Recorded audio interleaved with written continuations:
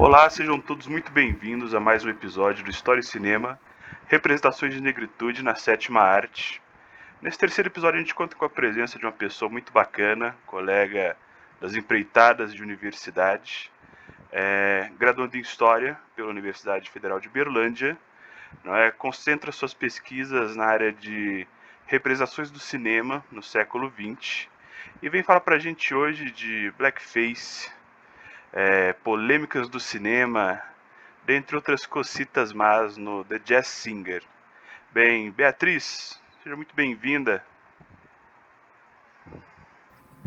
Muito obrigado, Magno, pelas palavras e obrigado pelo convite também, por estar apresentando aqui o seu projeto e espero que a gente faça uma boa conversa. Também. Antes de mais nada, antes de começarmos aqui, eu queria que você falasse pra gente como que é a vida de uma graduanda e pesquisadora em História. Como é o seu dia a dia, o seu lidar com a pesquisa? Olha, é bastante puxado. Acho que é bem complicado a gente fazer análises de imagens, assim, a gente pode pensar que é talvez um pouco mais fácil para a gente que é dessa nova geração, vamos dizer assim, né? Mas não, as imagens elas têm várias questões por trás delas e entender os significados, sentidos é bem complicado.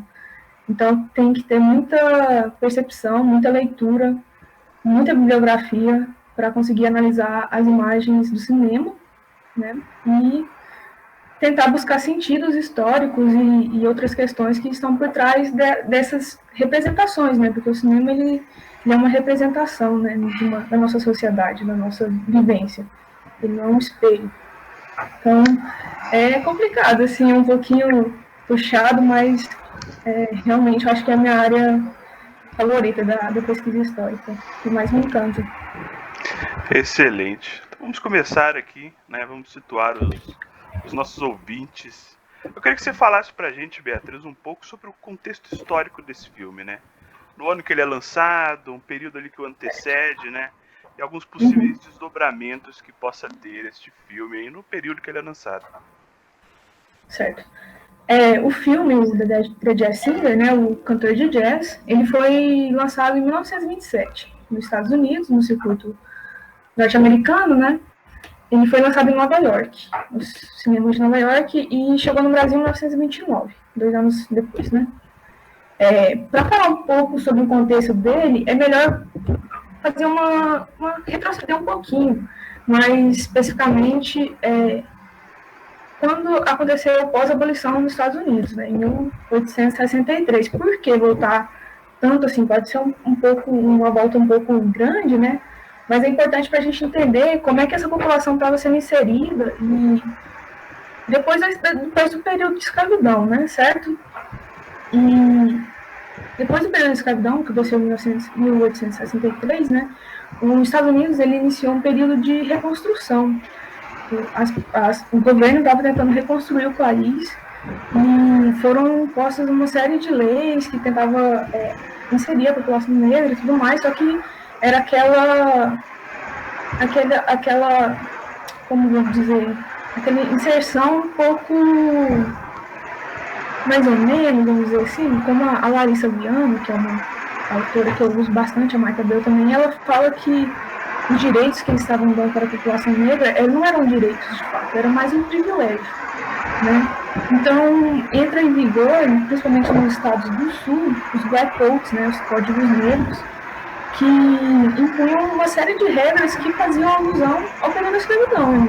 Por exemplo, a pessoa negra, o homem negro, com mais de 18 anos, que fosse pego na rua, depois de certo horário, não tivesse profissão, ele poderia ser preso, levado para o cárcere. Então, é um período que a população negra ainda sofre uma marginalização muito grande através desses black codes, né? Então, não ocorreu de fato a inserção deles, né? Mas como a Larissa Viano fala, foi dado como um privilégio e como um direito. E dentro desse contexto, surgiu também as leis de Jim que eu acho que elas são muito conhecidas hoje, né? Foi uma coisa muito estudada. Eu lembro até que quando eu fiz a residência pedagógica, os meninos perguntavam bastante sobre ela na nossa escola. E o que foi essas Jim Crow, né? Essas Jim Crow foram uma série de leis também que buscava segregar a população americana, né? Principalmente nos espaços físicos, né? Por exemplo, bebedouros para homens brancos, pessoas brancas, mulheres brancas e bebedouros para pessoas negras, né? E o Jim Crow ele vigorou até 1965, quando teve os direitos civis, né? O movimento dos direitos civis. Bem, por que eu estou falando de Jim Crow, né? Porque, como aponta a Larissa Viana, que eu já falei, a Larissa Viana e a Marta Abreu, segundo elas, né, o Jim Crow, ele não foi só leis. Eles também faziam alusão aos vários aspectos do segregacionismo que estavam em vigência nos Estados Unidos durante esse período, né, no final do século XIX e no século XX. Como o próprio período em si, né? E, além disso, ele fazia referência a chacotas e ofensas que a população afro-americana ouvia constantemente. Então, ele não foi apenas um aspecto político, vamos dizer assim, através das leis, né? Ele também foi um aspecto que buscou segregar a população afro-americana através da cultura. Então, o Jim Crow ele teve esses aspectos múltiplos, né, vamos dizer assim. E o Jim Crow ele popularizou nessa época os menestrais shows, né, que foi um espetáculo artístico que ficou muito conhecido no início do século XX, final do século XIX. E o que eram esses menestrais shows, né? Eles eram shows produzidos por homens brancos, né, que realizavam blackface, ou seja, eles colocavam a maquiagem preta no rosto para fazer piada, para fazer um estereótipo totalmente racista, totalmente absurdo, né, hoje da gente, sobre a população negra. Então, eles traziam a população negra de tolos, pessoas inocentes, em um estereótipo que estava sendo muito propagado por conta dos menestrais shows, né. É o que o Donald Bogle chama de um estereótipo do Kun, né? Ficou conhecido como o estereótipo do Kun, que era esse estereótipo que foi propagado pelos menestréis. E o Al Johnson, que é o protagonista do The Jazz Singer, ele é um menestrel. Ficou muito conhecido, muito famoso por ser um menestrel e, inclusive, foi um dos motivos que pesou na escolha dele para o papel. E tem até uma parte muito interessante do filme, porque o filme ele trata muito das questões relacionadas à religião do ator principal, né, do personagem principal, do Jack, que é interpretado pelo Al Johnson. E o blackface ele vai aparecer só nos momentos finais do filme, que é quando o diretor do filme, né, o diretor do espetáculo do show que passa o filme, ele fala, eu quero que você, ele fala pro Jack, né, pro Al Johnson, eu quero que você incremente o show, quero que você dê uma melhorada aí no show, e para incrementar o show, ele pensa no blackface, que é quando ele realiza o blackface no filme. Então, é um aspecto que estava muito forte, muito presente na sociedade dos Estados Unidos no início do século XX, né, que vinha desde lá de 1863, né, com a Revolução, esse aspecto cultural ele vinha muito forte e ele estava permeando todo o contexto histórico do filme e foi representado também no filme, né, através do blackface do Al Johnson. E é mais ou menos isso, esse contexto. Ficou claro? Sim, ficou bastante claro. Mas você me levantou uma questão importante. A sua perspectiva, por que o incrementar o show envolvia o blackface?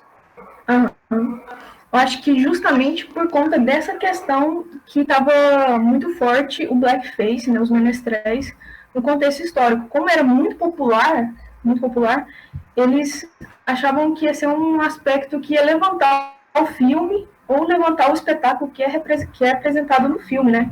É muito interessante, Marlene, porque os cartazes do filme, todas as notícias vinculadas com o filme nos jornais trazem uns pôsteres com o Al Johnson fazendo blackface. É a propaganda do filme, é o blackface, apesar dele aparecer só nos 20 minutos finais do filme, né? Então, eles estavam tentando vender essa imagem do blackface no filme. Era uma imagem que eles estavam tentando passar. Eu acredito, pela minha análise que eu fiz das imagens, né, do filme, que seja muito ligado com esse contexto, que estava muito popular, né, na época, e acabou sendo apresentado no filme como uma forma de tentar levantar o filme e o espetáculo que é apresentado nele. Perfeito. Eu li algumas coisas sobre esse filme e me parece que ele é um filme que tem uma transição tecnológica, né? Ele parece que passa do cinema mudo para o cinema falado. Você pode explicar para a gente um pouco sobre isso e qual foi o impacto que isso causou no universo do cinema? Sim. O The Jazz Singer, né? Ele é um importante filme para a história do cinema mundial, porque ele é o primeiro filme parcialmente falado. É o que na época chamavam de talks, né?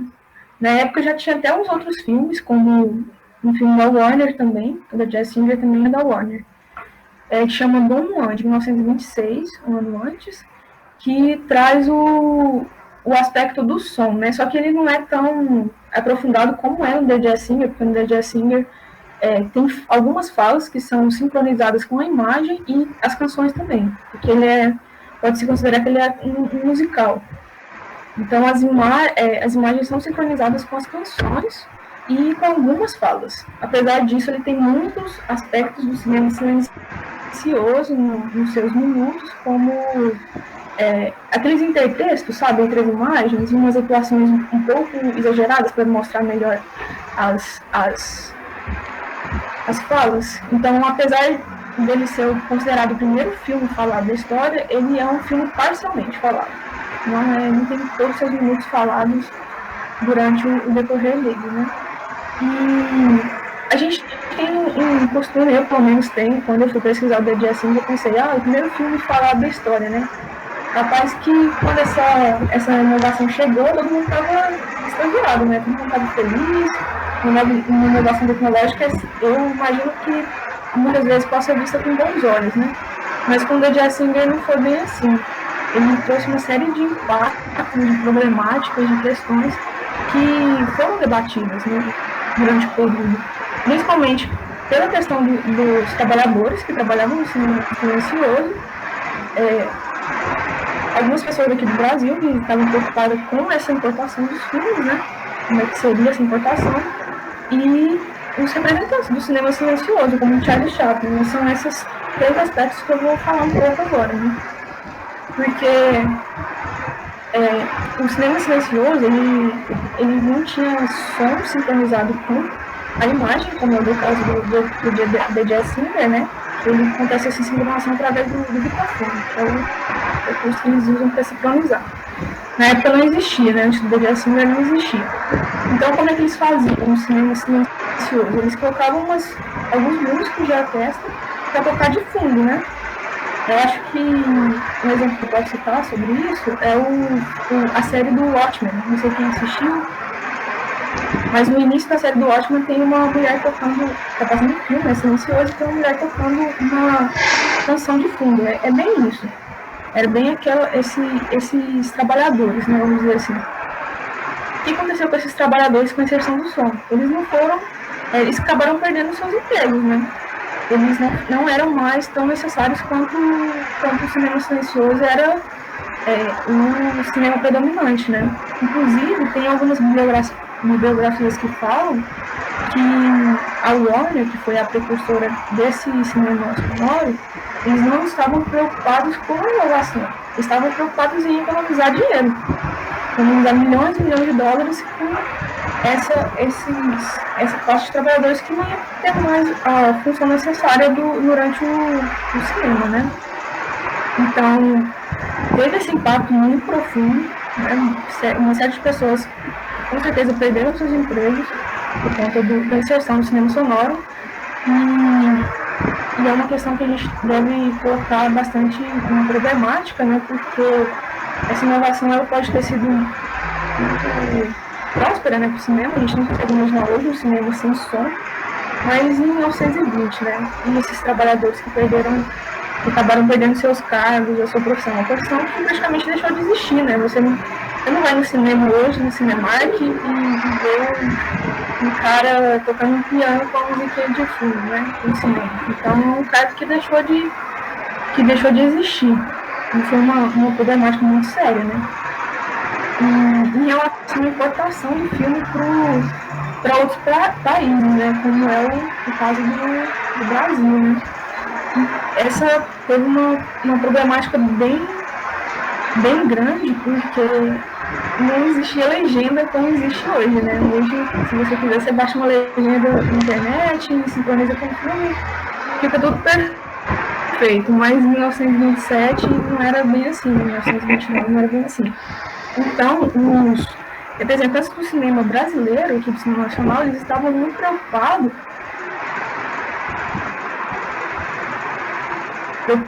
com essa importação, como é que ia acontecer, né? A gente, aqui, brasileiros, ia ficar uma coisa, assim, muito confusa, né? Então, as pessoas, o Mário Bering, que é um dos editores da Cinearte, que é o mesmo importante das principais revistas de cinema do Brasil, né, do século XX, ele até fala que acha que o cinema sonoro não ia vigorar, porque a população não ia querer ir para o cinema para assistir um filme sonoro, não.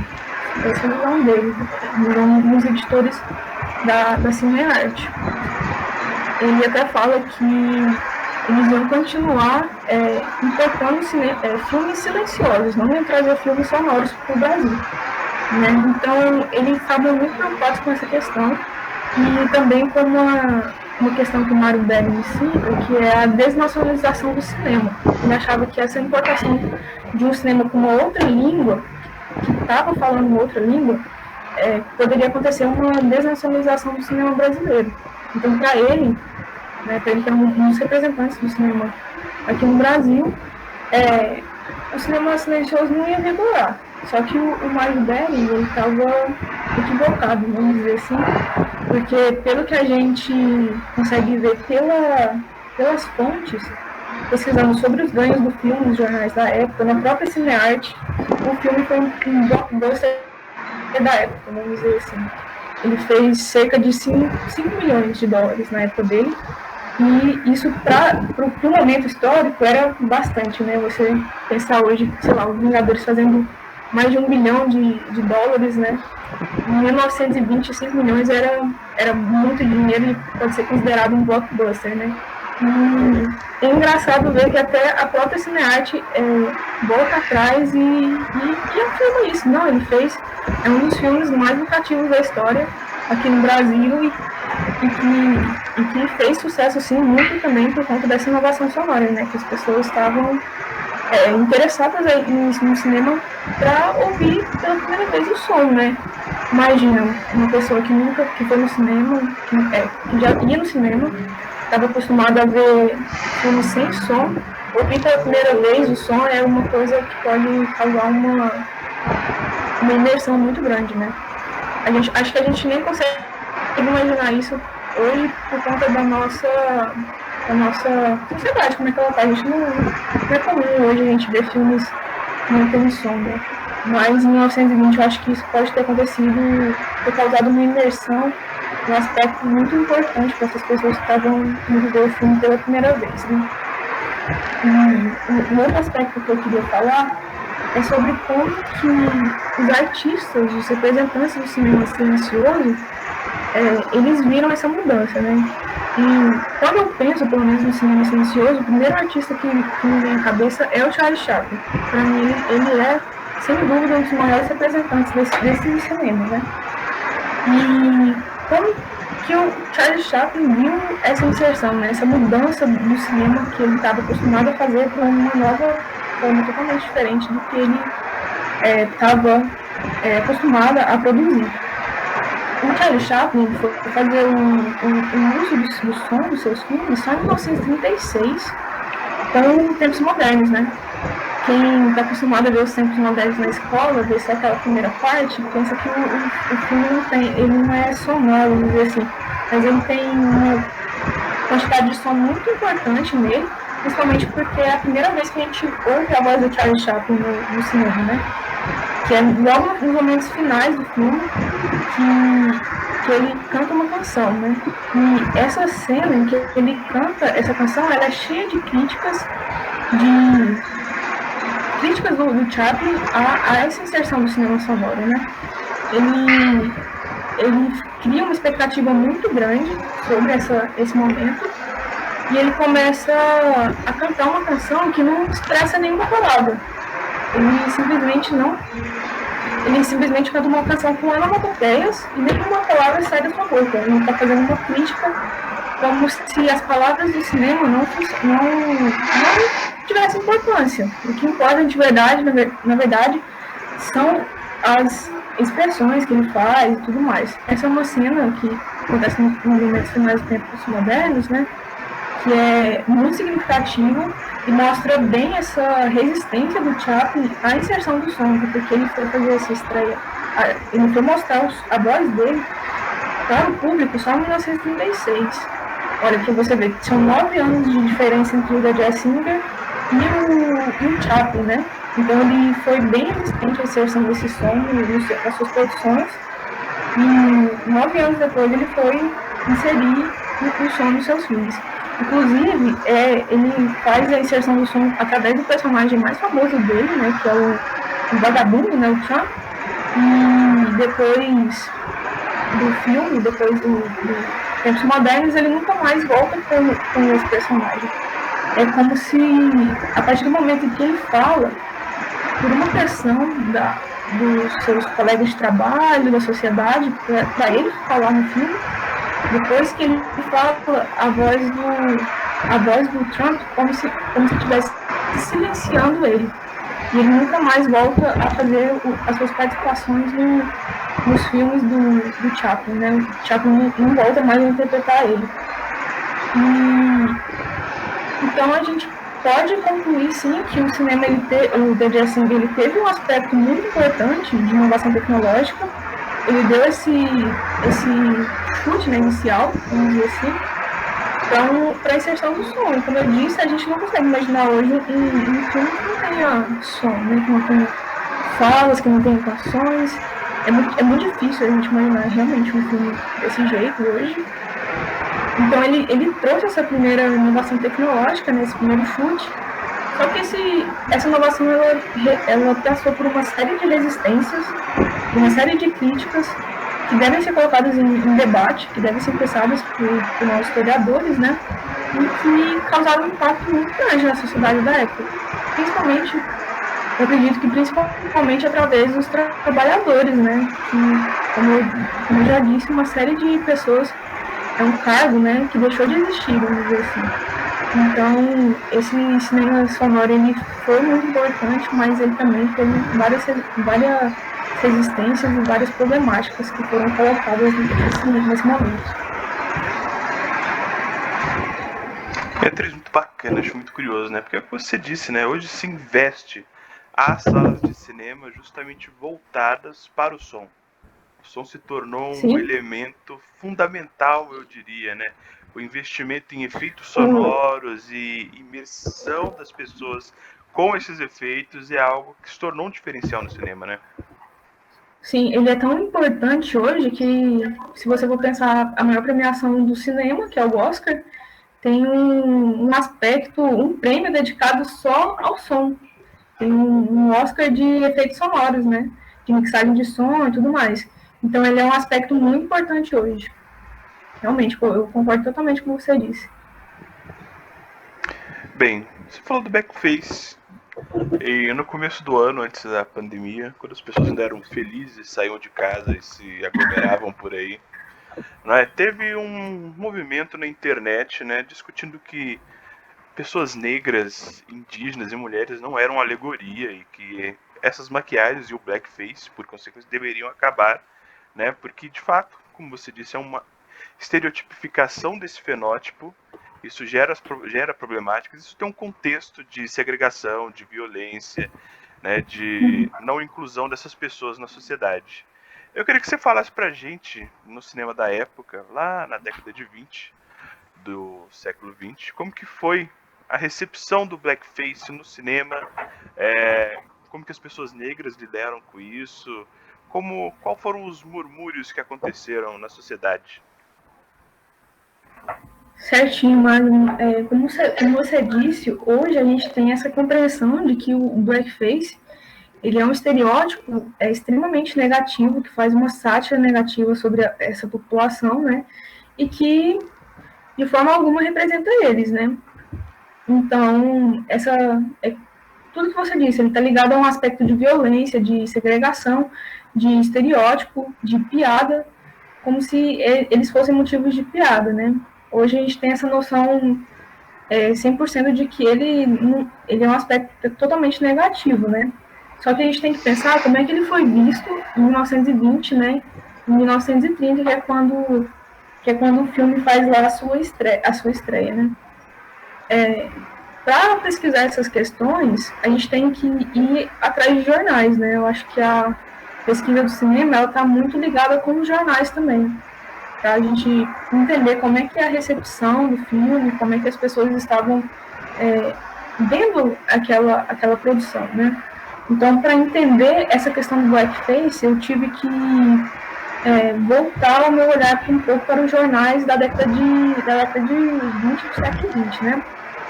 Principalmente os jornais que eram produzidos e capitaneados por pessoas negras, né?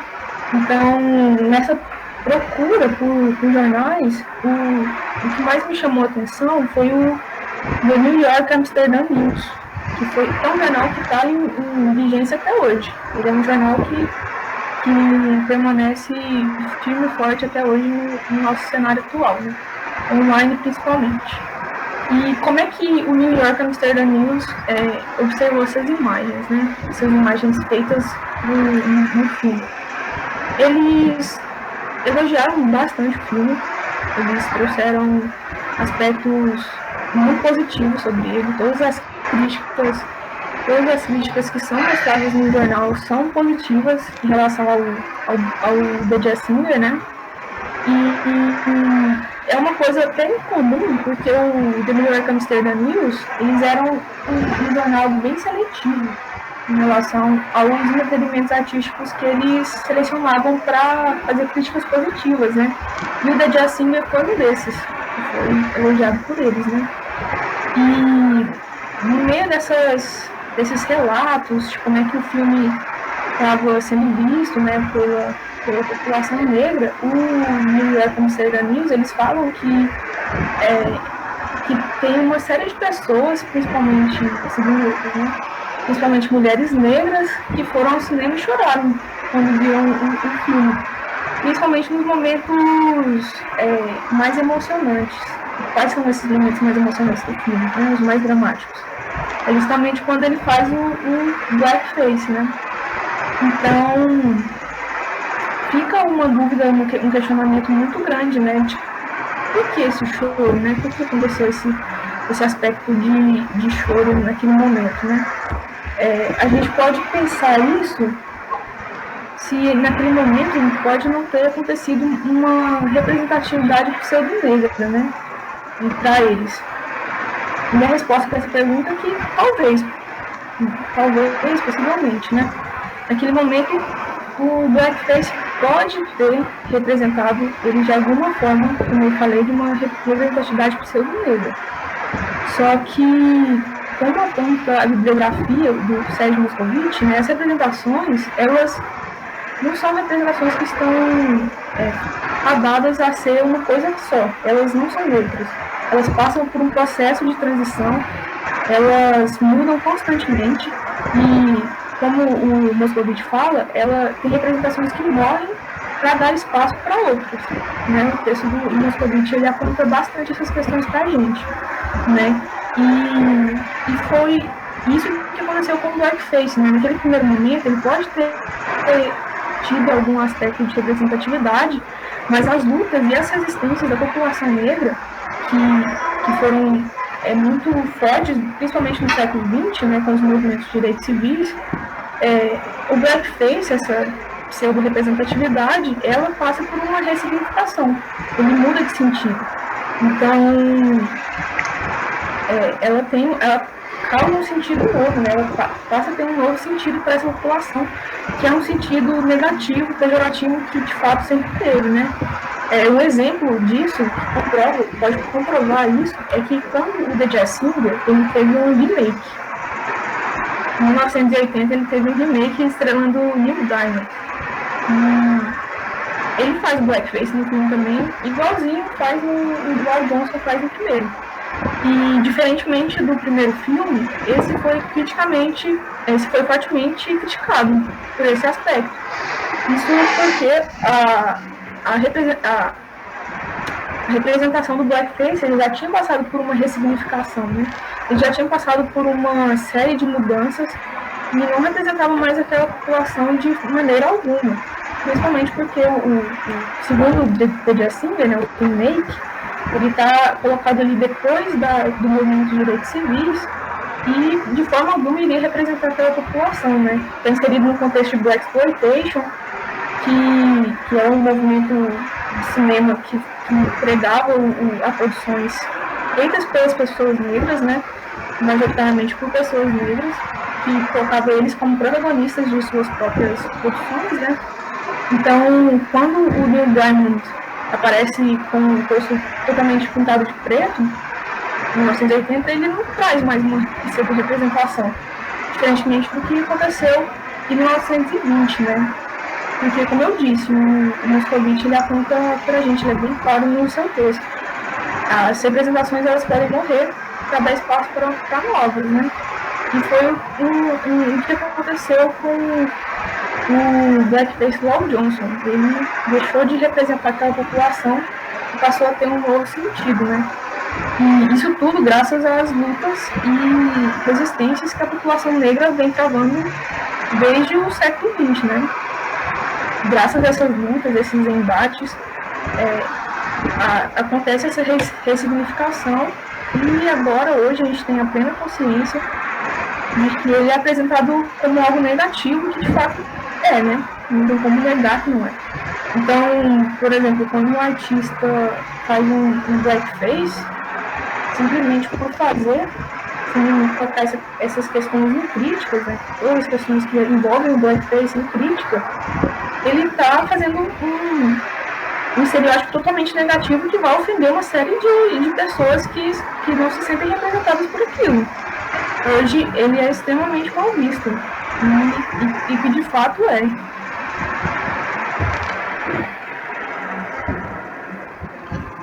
Excelente, Beatriz. O papo tá bom, mas vamos para aquela perguntinha final.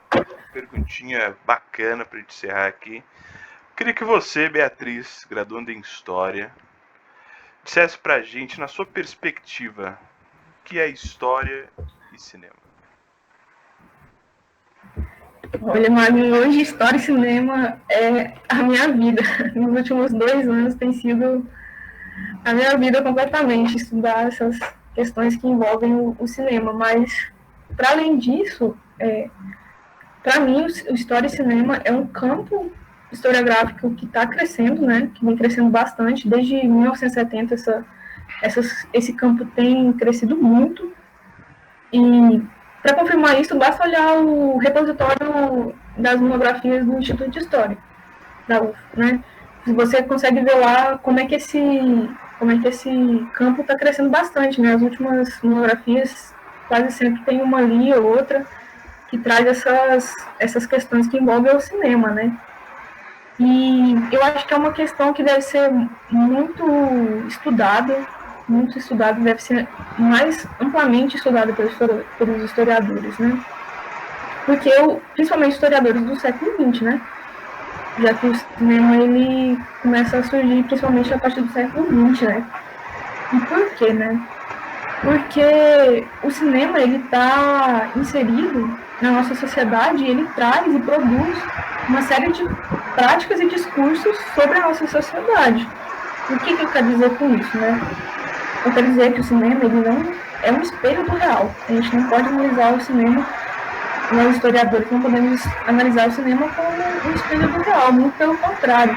A gente tem que entender que ele é uma construção, muitas vezes com ideologias, ideais, visões por trás de sua formulação, né? Um exemplo muito interessante que eu posso trazer sobre isso é o filme Rock 4, né, do Stallone. Ele foi construído em um contexto de Guerra Fria. E o que a gente vê no Rock 4, né? A gente vê um Rock Balboa, que representa os Estados Unidos, que é visto como o homem bonzinho, o herói, que vai ali salvar todo mundo, né, da ameaça comunista, representada pelo personagem do Ivan Drago, né? Só que a Guerra Fria não foi necessariamente dessa forma, né? Os Estados Unidos eram de fato os bonzinhos da história. Fica a questionamento e a problemática colocada a ser estudada pelos historiadores, né? Essas são visões que têm que ser estudadas pelos historiadores. Porque, como eu disse, eles não trazem uma representação do real. O Rock Balboa não representa os Estados Unidos como de fato ele foi durante a Guerra Fria. Ele é muito mais uma construção do Stallone, do que o Stallone pensa do período, do que, de fato, um espelho do que foi visto naquele momento, né? Então, eu acho que quando o historiador for estudar essa questão, né, das problemáticas entre a história e o cinema, ele tem que levar em consideração esse aspecto, né, que o cinema ele é uma construção, uma representação da nossa vivência, da nossa sociedade. E além disso, ele pode trazer uma série de novas fontes para o estudo do historiador, né? Quantos filmes a gente não tem aí que podem ser e merecem ser estudados pelos historiadores? Então, eu acho que essa relação história-cinema ela é muito importante hoje para a historiografia. Ela tem que ser estudada, principalmente porque o cinema ele é um dos aspectos que mais influenciam a nossa sociedade hoje. Ele marca muito a nossa sociedade, né? A sociedade atual, contemporânea. E ele tem que ser levado em consideração que ele não é um espelho do real, mas sim uma representação. É uma forma de expressão cultural que, por trás de sua formulação, tem uma série de pessoas, de grupos, que vão expressar os seus ideais, as suas perspectivas de mundo, através desse filme. Como, por exemplo, eu citei o caso do Rock 4, né? Então, é uma forma de se ver a realidade. É uma forma que certas pessoas, certos grupos observam aquela realidade, não de fato a realidade em si.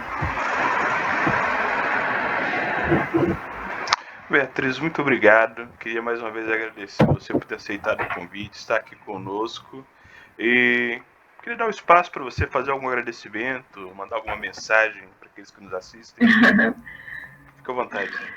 Certo. Não, eu quero agradecer só o Magno, né? Agradecer principalmente o Magno pelo convite. Eu adorei ter recebido esse convite.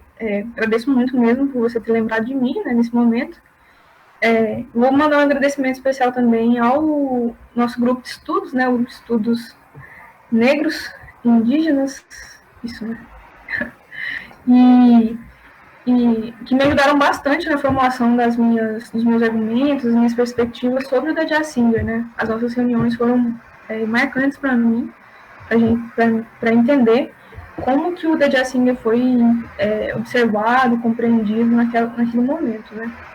E é isso. Excelente. Então a gente se vê daqui mais ou menos 15 dias no próximo episódio discutindo Pantera Negra, afrofuturismo e um pouco mais com a Luísa. Se hidratem e até lá.